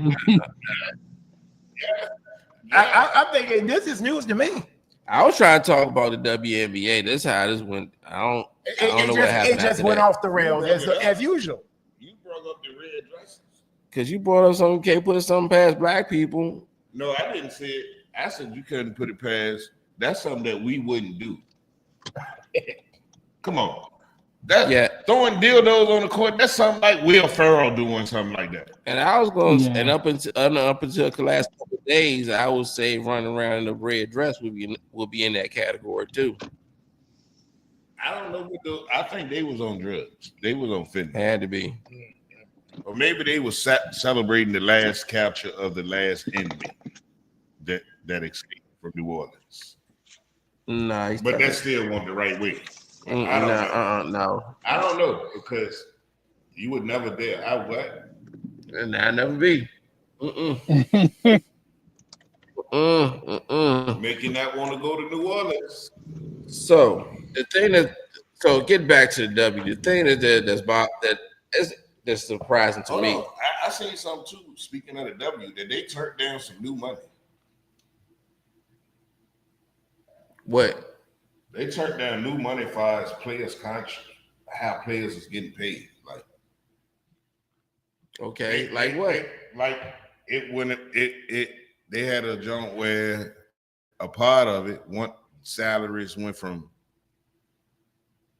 like the 60 or 70,000, like the top players earned, to almost $1 million for your top players, and like your mid-level players end up getting like $250,000 a year in the contract. They turned down that. And you know the reason why? Because they feel like they want more than just that. Do they have a suggestion or resolution of how to get the funds that they need? I don't know. I think that what they were thinking about doing is trying to expand. And expansion will bring in more money.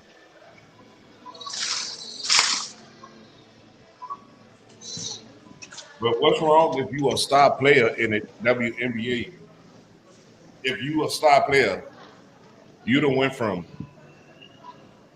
right now, the highest paid player in the league don't get no more 250,000. Yeah. If they talking about like you a star player, like Asia Wilson. Asia Wilson, that 250,000 goes up to $1 million now. Yeah, but the thing I'm getting at is somewhere in that contract that they don't like. All money ain't good money. Okay. Well, for them to be complaining, tell them Denzel. For them to complain about they need higher salaries and they want more money. All right. You turned down when we tried to give you more money. Now we're gonna lowball it. Mm-hmm. That's the thing. It could be a pill in the back of that contract that probably lowballs them at the end, which is why they probably denied it. I don't think they just turn down money just to turn down money. It could be about, a million things, like how much money they're getting off jersey sales, how much they're getting off of, food sales, how much are they getting off of, future earnings. So it could be something where it's a stipulation in the contract they don't agree with and want to go back to the negotiation table, which is smart, depending on what's in it.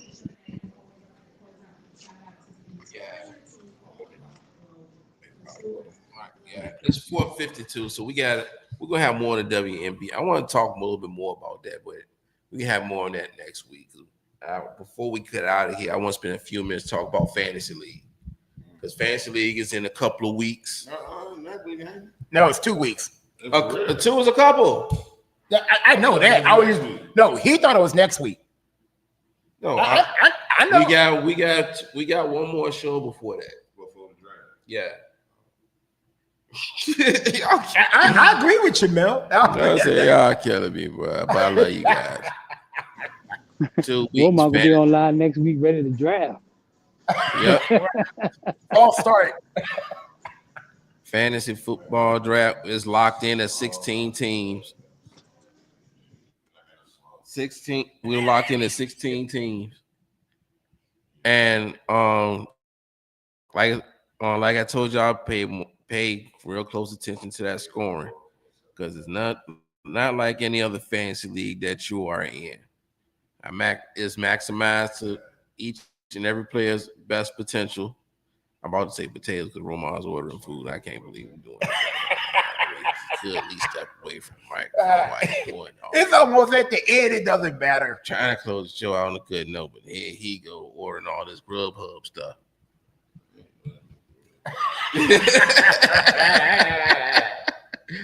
But yeah, it's fat boy. But yes, and I'm gonna say this, and I'm kind of glad NFL.com did this without me actually making this change to it. The offensive players will get points for kicking, for kick returns and punt returns. So, since it's 4 divisions now, like, do you get 2 or is just one from each? Whoever division leader is getting to the playoffs. Wait. Run that back. It's 4 divisions. Yeah. You got it's 16 teams. Well, question. That's something. I thought it was brought in 2. That's what I was asking. Yeah, because I need to know. Do y'all want it to be that? Do y'all want it to be that way? Top 2 from each division get in. Because I can make it one large division. I kind of like the idea of 4. I like the idea of 4. That idea. I just say that the top 2 teams from each division get into the playoffs. Now that I don't know, because as far as I know, it is still, who has the best records. So let me see, managed league. Yeah, how would that work because you're going by points? You said it's the after part, right? Yeah. Top 8 teams with the most points. All right, playoffs. Playoff teams. There's 6 playoff teams. No, you gotta change that to these 8.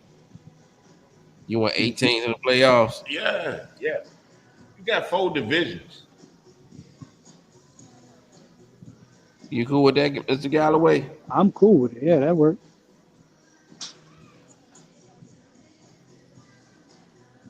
I mean, you really gonna have to ball yourself out if you go do 6. You have to. It's like the old NFL. All right, playoff weeks. Weeks 15, 16, and 17. Okay. Week 18, the season's over about week 18. Okay. The last game of the season. Okay. So that way, I like that way because that way you don't have to run into that fiasco of your good teams resting their starters. So what's the deal with the trade? Did you change that, or you still got it for week something? Trade you can request a trade all year long. That's what I'm saying. Yeah, I took that restriction off of it. Okay. All right. Standings for tiebreakers. Right now, it's like who scored the most points. No, what other options that they got? There's head-to-head record and division record. Division. No. What about head-to-head? That's what this should be. If I beat you, if we got the same record and I beat you, that should count. But hold on. But that's basically what you already got it as, right? No, right now it's like who scored the most points. So that's almost like no, it ain't. Oh, who scored the most points in the season? In the regular season. Your season. Okay, well, yeah, you can leave it right there. The season total points, head-to-head record, and division record. I say leave it where you got it at. Say wait. Run it back one more time, Bill. Right now is who scores. It's your season point total. That's the tiebreaker. If you're tied and you need to make the playoffs or whatever, if there ever was a tiebreaker rule. So can't you change it to where it's 1, 2, 3? I can change it to. In my opinion, and this is just me talking. I can't speak for everybody else. Head-to-head should come before anything else. You can have more points than me throughout the whole season. But if I beat you straight up, and at the end of the year we got the same record, 8-6, and you 8-6, bah humbug. Bah humbug. Yeah, that's nah. Yeah, I say point See, total. The thing is, I say point total because you could end up where you got at least you could end up with like 6 teams with the same record. That the reason that jump give me PTSD. Yeah, it give me PTSD, Mill, because we beat certain teams, right? And we ended up with the same 8-2 record, but Lee got in the playoffs over us because they had more points on the regular season. We beat you head up, right? We should go in over you. No, because y'all might have beat them head up, but then they turned around, got the same record as you, but they probably beat better quality teams. But head-to-head should matter more than quality teams you beat. We done seen this happen in the college football playoff, haven't we, y'all? Yeah, this ain't college. This should be better. We should be aiming to be better than that. Look, that's why the point total settle it all. I don't know, man. Because let's say, for instance, you got Lamar, and Lamar give you I beat 1,000 points. Noonan. I beat Noonan in the regular season, and we ended up in the Super Bowl against each other, and he dragged.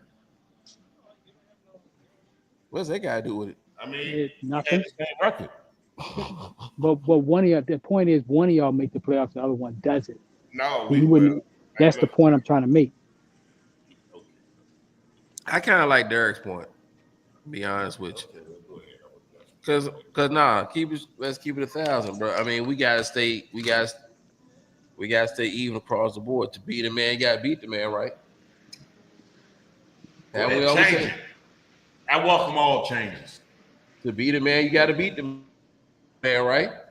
Can we agree on that? Yeah, absolutely. I welcome all changes. Come on, do it. Well, did this have an effect on you last year or something, Omar? Did you get a bonus or something? No, there was no tiebreaker issues. Like this is a what if. The way the points are scored tied up. In my league, it's damn near impossible to have a tie. You just when you said that week 9 matchup, you gotta be more focused and fired up. You are still going back on that, man. I'm telling you are my target.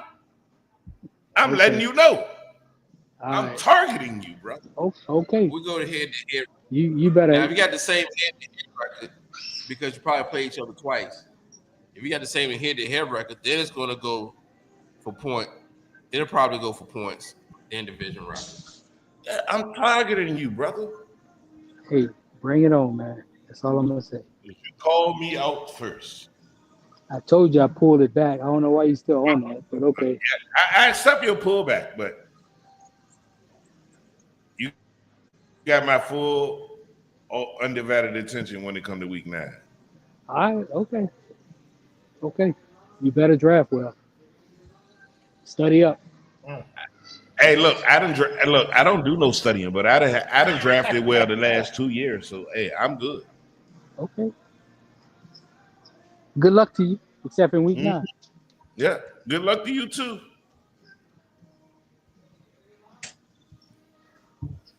Make sure What else you got? Huh? What else you got, Mil? I got that updated. That's good. It's all updated, but in 2 weeks, we will have the NFL draft, the Studio W Fantasy Football Draft. I can't wait. Next week, we're going to talk about, the prize for the first place winner.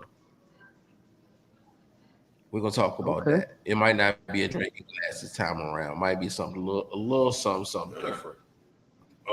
We're gonna politic on that next week. But for right now, that's our time. We gotta get on out here. I appreciate you guys for spending your Saturday afternoons with us. It has been the Studio W Sports page, and as always, I will see y'all in church tomorrow.